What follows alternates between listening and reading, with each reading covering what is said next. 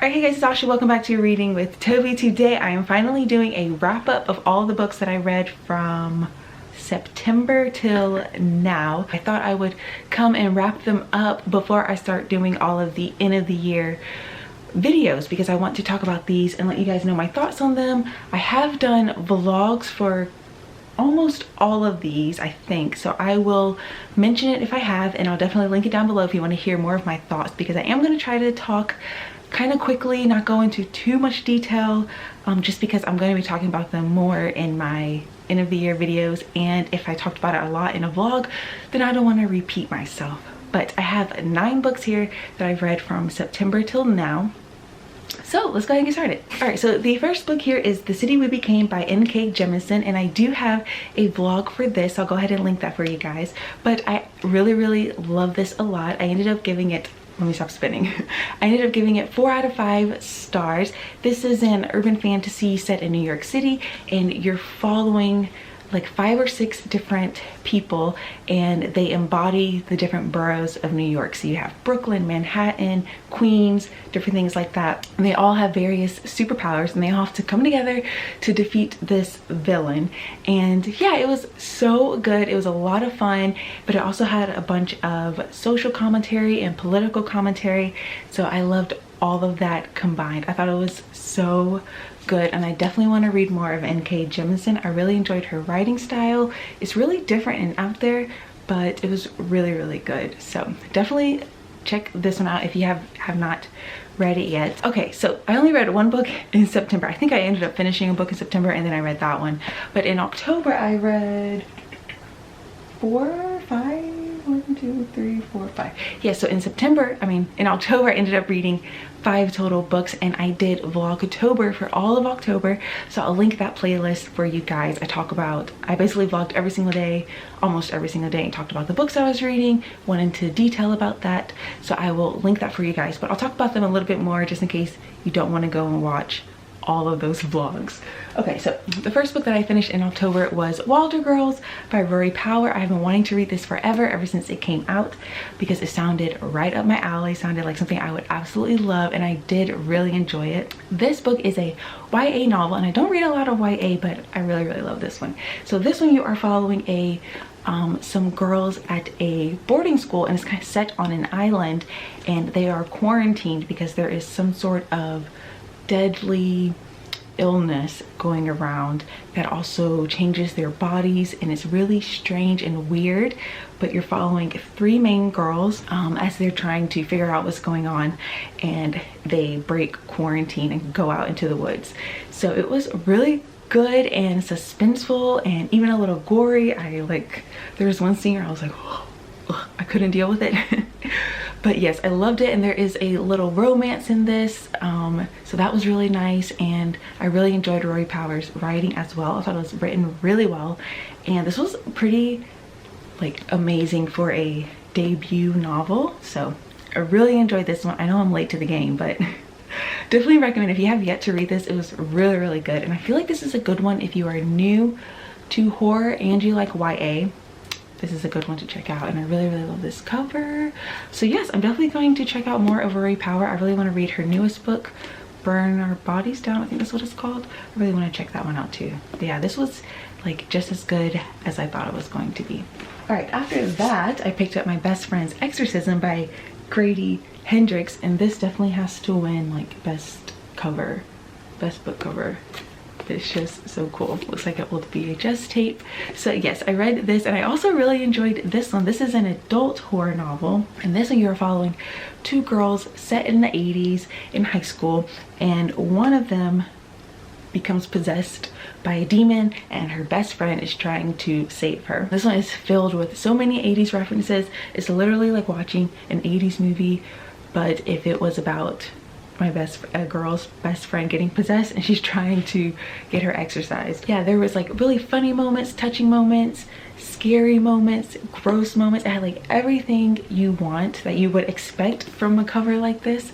So I really like this a lot. It was just a lot of fun. I think I finished this in one day, actually, now that I'm remembering. Yeah, I'm pretty sure I read this all in one day. It was a really fast read and entertaining, and then the more you get into it, the more horror it becomes and crazy and just yes, I really, really liked it. He was not afraid to have those horror elements, so I really enjoyed that.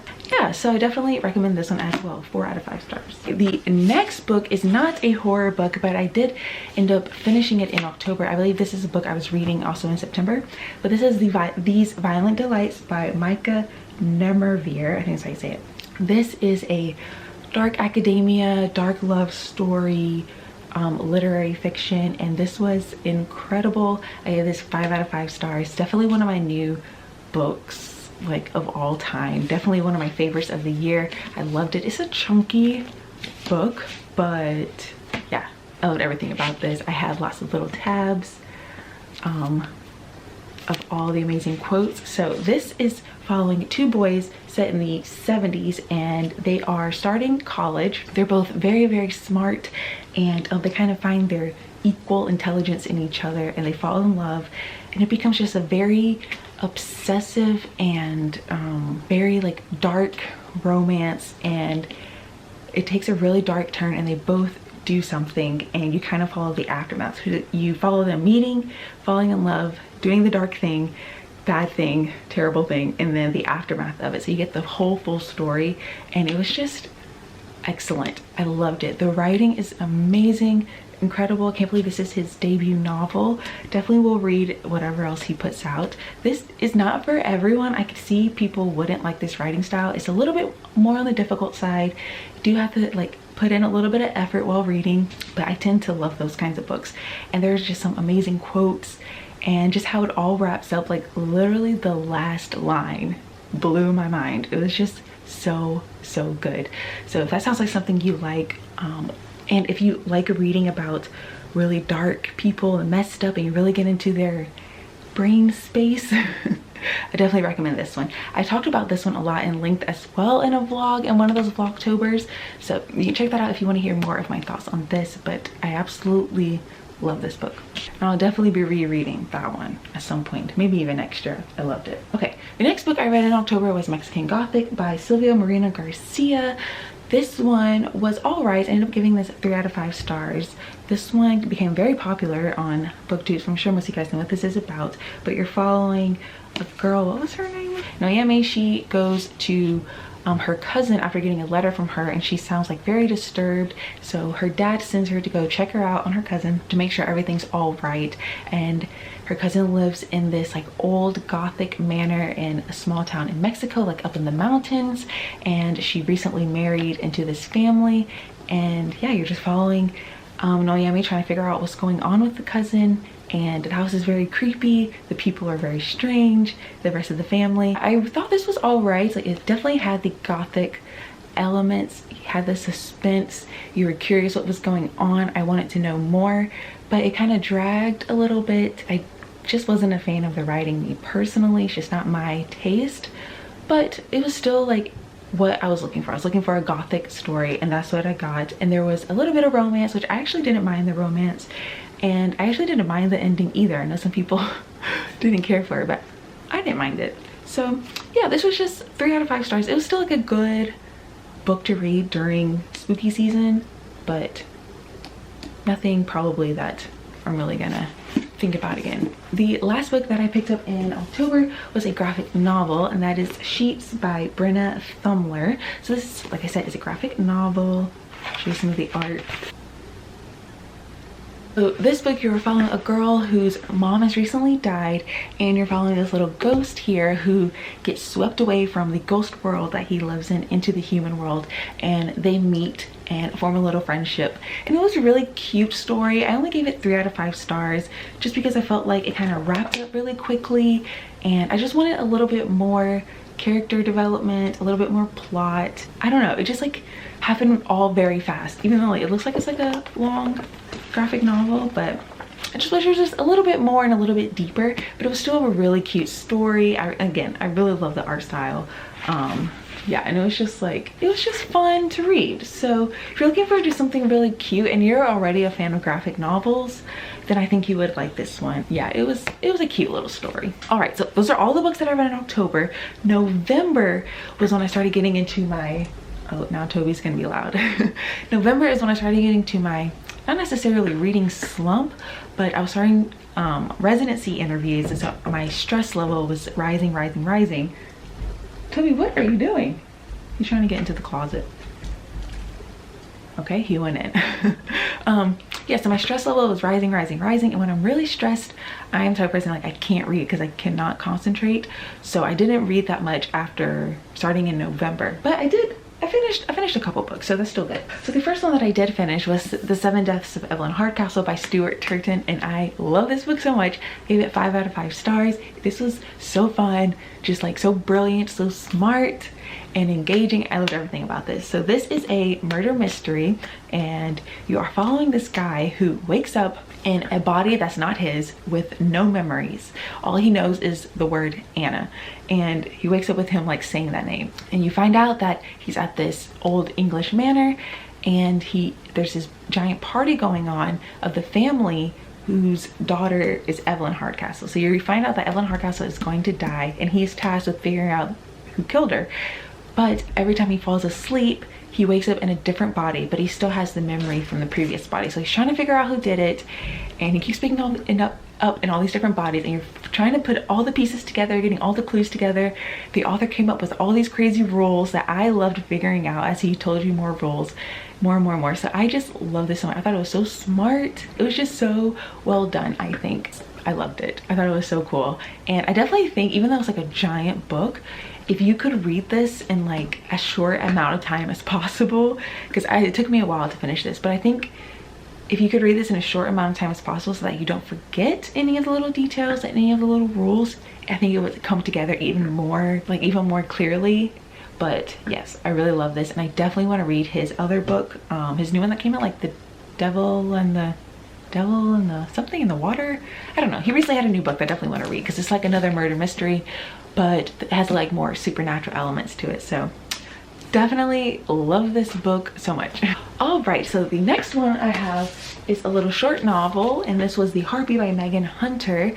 This is a little short book, a new release this year. Oh gosh, I'm hoping the light doesn't fall because Toby jumped up there. Okay, so this is so it was pitched as a horror fairy tale. Don't think it's a horror fairy tale. Definitely not a fairy tale. I could maybe see it under horror. It's not like very in-your-face horror, but more subtle. So I could see it as that. But this, you are following a woman who finds out that her husband is cheating on her, and they come to an agreement that she can hurt him 3 times. She's obsessed with like the mythological creature of the harpy, and that is like interweaved throughout the story. So you're kind of finding out what she decides to do for her 3 turns. It's definitely a little bit deeper than her just being like trying to get revenge on her husband who cheated on her. Like that is a big element, but she's already like has some mental problems from like her past and her childhood, and this like final thing, I guess, just kind of like literally breaks her. And yeah, it's kind of like, it's really heartbreaking and interesting, and I really enjoyed the writing a lot. The writing was really good, but I don't know, I ended up giving this 3 out of 5 stars. I just felt like, I don't know, maybe there's just something missing, or didn't just quite do it all the way. But I also read this when I was in that like really stressed mode, so I don't think I got everything out of it that I thought I could. But yeah, I really like this. It's definitely about female rage and how, you know, like if a woman gets mad, she's like not justified. She's overreacting all the time, even though like it's the man's fault. You know that song? Okay, so when I read a book, I like never associate it with songs, but the song Mad Woman by Taylor Swift, I love that song. That is like, if I had to pick a song for that, that's this. Especially that song, I mean that line where she's like, she should be mad, she'd be scathing like me, but no one likes a mad woman. What a shame she went mad. Like, that is this. So I do recommend it. I think if I reread this, I would like it a lot more because I did enjoy the writing style. But yeah, it's interesting because it's a lot deeper than her trying to get revenge. So I liked it a lot.